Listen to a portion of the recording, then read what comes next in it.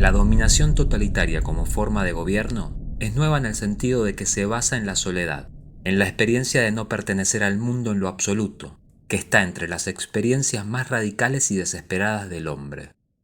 Mucha gente tiene amnesia con respecto al hecho de que apenas hace unos años nos vimos obligados a recluirnos en nuestros hogares. Se nos prohibió participar en actividades sociales y asistir a reuniones comunitarias. Incluso se nos dijo que mantuviéramos nuestra distancia de los demás, en público o en nuestros propios hogares. ¿Cuál fue la intención de este extremo aislamiento? ¿Fue para protegernos o hay una razón más oscura detrás del distanciamiento social y el aislamiento que nos vimos obligados a soportar? En este video explicaremos cómo los tiranos y totalitarios en el siglo XX y en la actualidad han intentado aislar y atomizar a los individuos para hacerlos más fáciles de controlar. En su libro Comunidad y Poder, Robert Nisbet escribe: la genialidad del liderazgo reside en la profunda conciencia de que la personalidad humana no puede tolerar el aislamiento moral. Reside además en su conocimiento de que el poder absoluto e implacable será aceptable solo cuando parezca la única forma disponible de comunidad. El hombre tiene necesidades sociales que deben ser satisfechas como base para la salud psicológica. A lo largo de la mayor parte de la historia humana, estas necesidades han sido satisfechas a nivel tribal o local. Durante cientos de miles de años, nuestros antepasados vivieron en pequeñas tribus muy unidas, donde el sentido de identidad de cada miembro estaba profundamente entrelazado con el grupo. Esta identidad tribal proporcionó a nuestros antepasados un sentimiento de inquebrantable pertenencia social. La historia enseña que al principio el individuo no existía como una entidad independiente. En el estado primitivo hay una fusión del individuo con el grupo. En la sociedad medieval, el hombre empezó a emerger como un individuo independiente, pero sus necesidades sociales todavía estaban satisfechas a través de las diversas asociaciones comunitarias que florecieron en ciudades y pueblos, como mercados, gremios, asambleas locales, ayuntamientos, comunas, iglesias, fraternidades, organizaciones benéficas, monasterios, universidades y la comunidad primal de la familia. Esta multitud de asociaciones comunitarias proporcionó al hombre medieval con un fuerte sentido de pertenencia social, que no solo reforzó su salud psicológica, sino también su coraje y voluntad para resistir poderes externos que representaban una amenaza para sus grupos sociales. Solo en sus interdependencias sociales, los hombres están capacitados para resistir la tiranía que siempre amenaza con surgir de cualquier gobierno político, democrático o de otro tipo. Otro beneficio de la diversa gama de asociaciones comunitarias que existieron en la Edad Media es que cada una tenía figuras de autoridad, que como resultado de un carácter y conocimiento superior, servían como modelos a seguir, mantener el orden comunitario y mediar en desacuerdos entre los miembros de las comunidades. Esta proliferación de figuras de autoridad creó una red de autoridad descentralizada que protegió a las sociedades de ser superadas por un único poder centralizado. Somos proclives a ver el avance del poder en el mundo moderno como una consecuencia de esa disminución de la libertad individual, pero una manera más útil de verlo es en términos de la retirada de la autoridad en muchas áreas de la sociedad en que los seres humanos comúnmente encuentran raíces y un sentido de comunión. Es el poder, no la autoridad, lo que busca la homogeneidad y la articulación manipulada de jerarquías de administradores. Y es la competencia de autoridades dentro de la sociedad en general, lo que por encima de la mayoría de las cosas que se me ocurren, mantienen una sociedad móvil y libre. Multiplica tus asociaciones y serás más libre. El Estado moderno nació en el siglo XVII y una de las tendencias principales que acompañó su desarrollo fue la destrucción de las asociaciones comunitarias medievales. El Estado, definido por su forma burocrática de organización y una estabilidad que se extiende más allá de cualquier gobernante individual, se ha impuesto desde sus inicios como intermediario, regulador o administrador de casi todas las formas de organización social. A modo de ejemplo, con el nacimiento del Estado moderno, los gremios que regulaban el comercio fueron reemplazados por organismos regulatorios gubernamentales. Los hospitales y organizaciones para enfermos y discapacitados fueron reemplazados por instituciones estatales. Las escuelas e instituciones educativas privadas fueron reemplazados por escuelas públicas administradas por el Estado. Y la defensa que proveían las ligas mercantiles fue reemplazada por enormes ejércitos estatales. Al absorber o destruir las formas medievales de comunidad, el Estado moderno se extendió por toda la sociedad y construyó metódicamente lo que ahora es una comunidad política que lo abarca todo. La estructura del poder político que surgió hace 3 siglos, sobre la base de la erradicación de las formas medievales de comunidad, ha seguido siendo y se ha vuelto cada vez más destructiva de los contenidos de nuevas formas de comunidad. Conociendo la verdad psicológica básica de que la vida sin un sentido de pertenencia a un orden mayor es intolerable para la mayoría de la gente, los líderes del Estado total dirigen así sus energías no solo a la destrucción del viejo orden, sino a la fabricación del nuevo. En los siglos XIX y XX, muchos intelectuales colaboraron con los esfuerzos del Estado de desmantelar asociaciones comunitarias tradicionales, argumentando que instituciones como la Iglesia y la familia eran obsoletas y opresivas.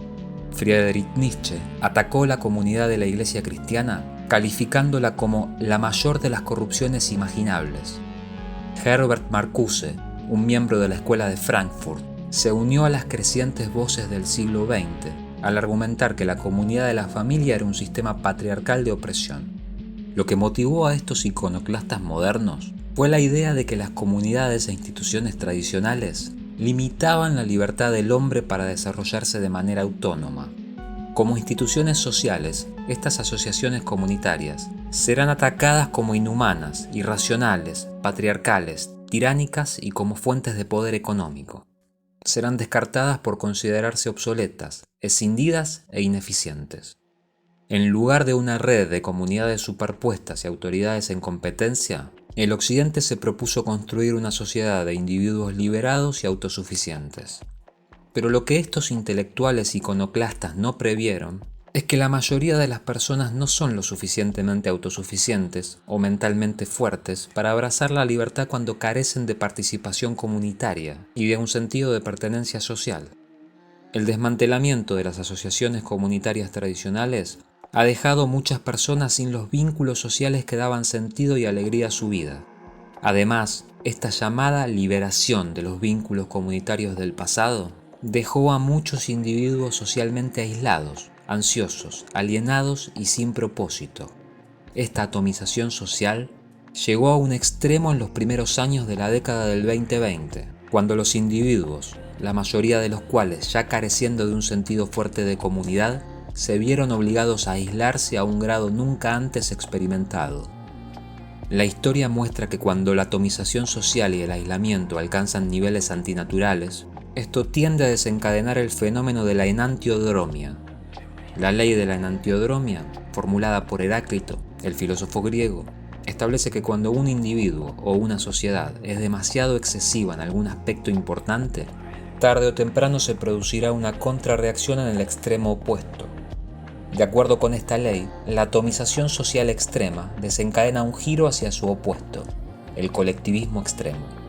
Y como la mayoría de las formas de comunidad tradicionales han sido destruidas, en la actualidad, este colectivismo extremo se manifiesta en el ámbito político cuando los individuos intentan satisfacer sus necesidades sociales convirtiéndose en fervientes partidarios y participantes de la comunidad política del Estado.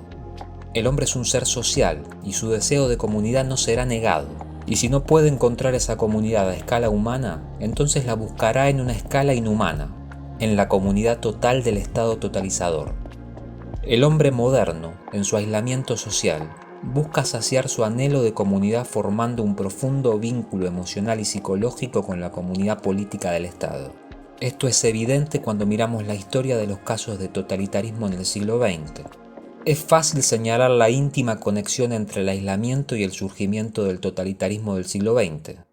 Lo que prepara a los hombres para la dominación totalitaria en el mundo no totalitario es el hecho de que la soledad, que alguna vez fue una experiencia límite que generalmente se sufre en ciertas condiciones sociales marginales, como la vejez, se ha convertido en una experiencia cotidiana de las masas cada vez mayores de personas de nuestro siglo. Hitler mismo reconoció que la falta de comunidad crea un vacío de aislamiento que puede ser llenado por un líder fuerte. De ahí el porqué, cuando estuvo en el poder, suprimió y cooptó asociaciones independientes, incluidos sindicatos, grupos juveniles y otras organizaciones culturales, y reemplazó las reuniones municipales locales con reuniones políticas masivas. La reunión de masas es necesaria, aunque solo sea porque en ella el individuo, al adherirse a un nuevo movimiento, se siente solo. Presa del miedo a estar solo, recibe por primera vez la imagen de una gran comunidad, algo que tiene un efecto fortalecedor en la mayoría de la gente. De manera similar, la atracción que el comunismo ejerció sobre millones de personas en el siglo XX y continúa ejerciendo para muchos hasta hoy, tiene menos que ver con su ideología y más con el sentido de comunidad que ofrece a sus seguidores. A un gran número de seres humanos, el marxismo ofrece estatus, pertenencia, membresía y una perspectiva moral coherente. ¿Qué importancia tienen las refutaciones empíricas y lógicas hechas por una multitud de críticos contra las propiedades espirituales que Marx ofrece a millones de personas? Si el crecimiento del Estado moderno, así como las distintas formas de colectivismo, son productos de una búsqueda equivocada de comunidad por parte de las masas socialmente atomizadas, entonces lo que las sociedades occidentales necesitan desesperadamente es un renacimiento de las asociaciones comunitarias. No es el resurgimiento de las antiguas comunidades lo necesario, sino más bien el surgimiento de nuevas formas relevantes para la vida y el pensamiento contemporáneo, en que los grupos de asociaciones y comunidades prosperarán por su propia vitalidad y serán barreras efectivas para la expansión del poder político centralizado. Una multitud diversa de grupos y asociaciones sociales autónomas ayuda al individuo a maximizar su potencial, brindándole el apoyo comunitario y la seguridad que necesita para enfrentar los desafíos de la vida. Además, normalmente, solo cuando el hombre se siente seguro dentro de una comunidad, es que se arriesgará a la peligrosa tarea de cultivarse a sí mismo. Ninguna concepción de la individualidad es adecuada si no se tiene en cuenta los innumerables lazos que normalmente unen al individuo con los demás, desde el nacimiento hasta la muerte. O como escribió Carl Jung, la individuación solo es posible a través de las personas, dándose cuenta de que uno es un eslabón dentro de una cadena, que no somos un electrón suspendido en algún lugar del espacio, vagando sin rumbo por el cosmos. Si el hombre moderno continúa aislado y alienado socialmente, y permite que el Estado lo separe y lo distancie de los demás, entonces no solo el bienestar psicológico y el desarrollo individual permanecerá fuera de su alcance, sino que muchos seguirán buscando un sentimiento de comunidad en un estado o sistema totalizador y por lo tanto serán cómplices en su propia esclavitud. El hombre ya está camino hacia la esclavitud del Estado y sin saberlo ni quererlo se ha convertido en su prosélito. El totalitarismo es una ideología del nihilismo, pero el nihilismo no es suficiente. Ningún movimiento social poderoso puede explicarse únicamente en términos negativos. Siempre existe el objetivo positivo. Perderíamos la esencia del estado total si no viéramos en él elementos profundamente afirmativos. Los extraordinarios logros del totalitarismo del siglo XX serían inexplicables si no fuera por el inmenso y ardiente atractivo que ejercen sobre las masas de individuos que han perdido o se les han quitado sus acostumbradas raíces de comunidad y creencias. En el mundo en que vivimos estamos expuestos a cada vez más información, la mayoría de ella superflua, inútil, falsa y confusa. En este canal tratamos de simplificar el caos y ofrecer una guía para comprender las cosas a pesar de todo ese ruido. Así que si los videos que hacemos te gustan y te resultan de utilidad, te pedimos que te tomes un segundo para suscribirte gratis.